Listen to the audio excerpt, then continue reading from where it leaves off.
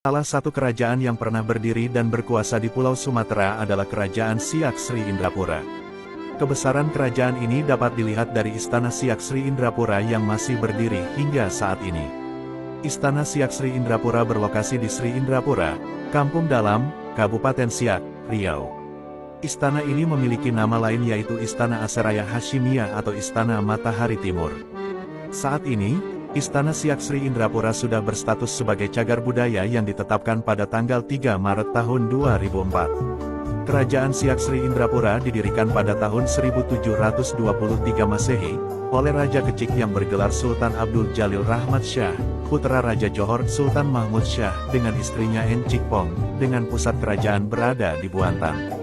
Konon nama Siak berasal dari nama sejenis tumbuh-tumbuhan yaitu siak-siak yang banyak terdapat di situ. Sebelum kerajaan Siak berdiri, daerah Siak berada di bawah kekuasaan Johor. Yang memerintah dan mengawasi daerah ini adalah raja yang ditunjuk dan diangkat oleh Sultan Johor. Namun hampir 100 tahun daerah ini tidak ada yang memerintah. Daerah ini diawasi oleh Syah Bandar yang ditunjuk untuk memungut cukai hasil hutan dan hasil laut. Pada awal tahun 1699 Sultan Kerajaan Johor bergelar Sultan Mahmud Shah II mangkat dibunuh Magat Sri Rama, istrinya yang bernama Encik Pong pada waktu itu sedang hamil dilarikan ke Singapura, terus ke Jambi. Dalam perjalanan itu lahirlah Raja Kecik dan kemudian dibesarkan di Kerajaan Pagaruyung Minangkabau. Sementara itu pucuk pimpinan Kerajaan Johor diduduki oleh Datuk Bendahara Tun Habib yang bergelar Sultan Abdul Jalil Riayat Shah. Pada tahun 1723 Raja Kecik menemukan Bintan dan mendirikan negeri baru di tepi Sungai Buantan anak Sungai Siak. Kedudukan Kerajaan Siak tidak tetap karena mengalami perpindahan dari kota Buantan ke Mempura.